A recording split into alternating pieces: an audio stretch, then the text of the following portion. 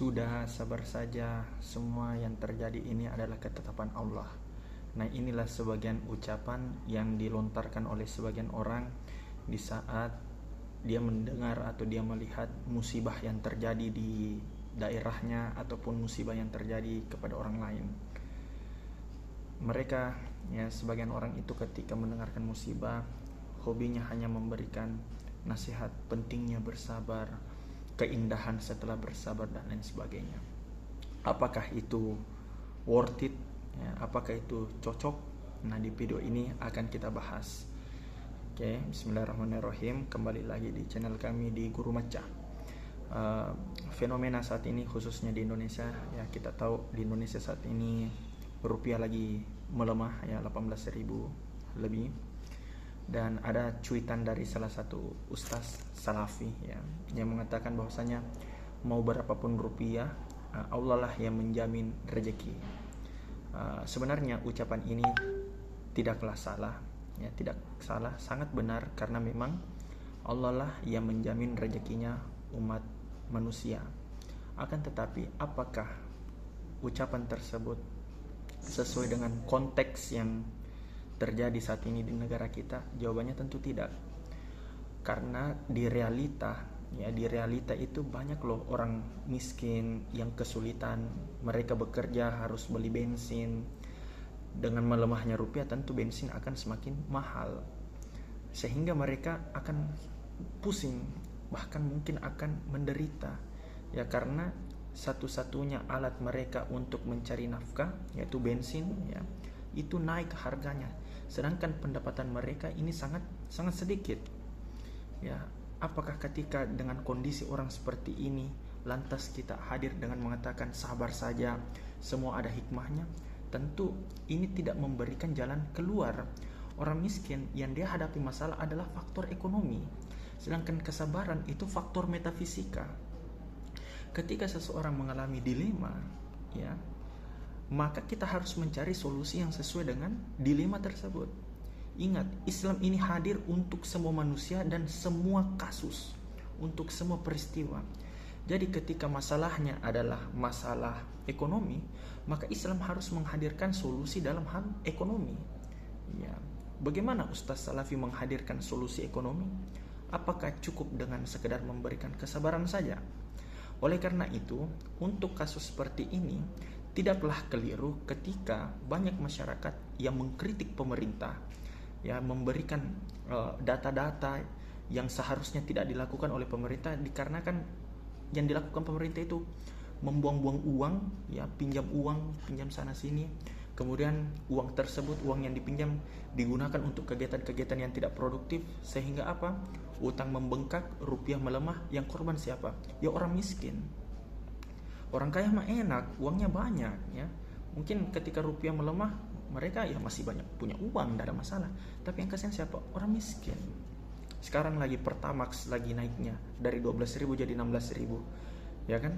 Semua bensin itu naik, Walau alam kalau Pertalite saya belum tahu. Tapi dengan naiknya ini kan, siapa lagi yang kesulitan? Siapa lagi yang kesusahan? Siapa lagi yang menderita? Masyarakat yang kurang mampu. Maka kritik hadir dalam hal ini bukan untuk menafikan kemahakuasaan Allah. Orang yang mengkritik pemerintah karena rupiah melemah ini bukan karena orang tersebut tidak beriman bahwasanya Allah yang memberikan rezeki. Tidak. Akan tetapi kritik ini hadir supaya pemerintah membuat kebijakan yang memudahkan, yang memberikan kemudahan bagi masyarakat miskin, membuat kebijakan supaya rupiah menguat kembali. Kita yakin Allah yang memberikan rezeki, akan tetapi kebijakan mahal murahnya barang itu ada di tangan manusia. Pemerintah mampu untuk bagaimana caranya, mampu untuk menguatkan rupiah sebenarnya, asalkan mereka mau. Dengan cara apa? Jangan mengutang. Kalaupun mengutang, gunakan utang itu untuk membuat sesuatu kebijakan yang produktif. Kita sama sekali tidak menafikan Allah Subhanahu wa taala yang memberikan rezeki. Tidak. Tapi ingat, untuk mendapatkan rezeki itu harus ada usaha. Dan di Indonesia bayangkan gini, Allah berikan kita rezeki, misalkan 1 juta. 1 juta ini jika rupiah masih 6.000 per $1, itu 1 juta banyak yang bisa kita beli. Akan tetapi jika Allah memberikan kita 1 juta dengan rupiah yang masih 18.000 per $1, yang kita beli apa? Sangat sedikit. Artinya memang Allah yang memberikan kita rezeki. Akan tetapi kita tidak bisa nafikan bumi ini hidup, ya, bumi ini berputar dengan sunnatullah, yaitu dengan ketetapan Allah gitu. Ya Nabi Yusuf saja ketika terjadi paceklik di Mesir, apa yang beliau lakukan? Beliau berusaha bertawakal. Ya, berusaha dulu baru bertawakal. Apa yang beliau lakukan? Beliau panen, dia jaga itu, ya, berasnya, padinya, ya, dia jaga supaya nanti di masa paceklik bisa survive. Ya, jadi sebenarnya yang harus diberikan adalah betul kita memberikan arahan kesabaran kepada orang-orang miskin ini, kepada orang-orang yang tidak mampu ini, ya. Akan tetapi juga ulama-ulama salafi, semua ulama lah harus memberikan juga saran, bahkan harus memberikan solusi yang mampu mengeluarkan orang-orang tidak mampu ini dari masalahnya. Ya, berikan uang lah, jangan hanya sekedar motivasi supaya sabar, ya. Karena hidup ini kita juga harus tidak boleh lepaskan dengan realitas yang terjadi. Ya, makanya saya katakan tadi, kita mengkritik bukan berarti kita menafikan kemahakuasaan Allah, tidak. Tapi kita mengkritik agar rezeki yang Allah berikan kepada kita itu kita bisa manfaatkan di banyak tempat, di banyak lokasi. Ya, kita mampu bersedekah dengan lebih mudah lagi. Ya kan? Bayangkan kalau misalnya harga HP misalkan, ya, dengan rupiah yang mahal mungkin HP 20 jutaan. Tapi ketika rupiah menguat, misalkan menjadi 6.000, berarti 18.000 bagi 6.000 ya 3, berarti menguat 3 kali lipat. HP yang awalnya 20 juta, sekarang tinggal berapa? Tinggal 7 juta. Dengan gaji, misalkan dengan gaji kita 5 juta, kita mampu membeli harga 3 kali lipat dengan nominal kurs rupiah saat ini, gitu. Ya, semoga teman-teman tangkap apa maksud saya.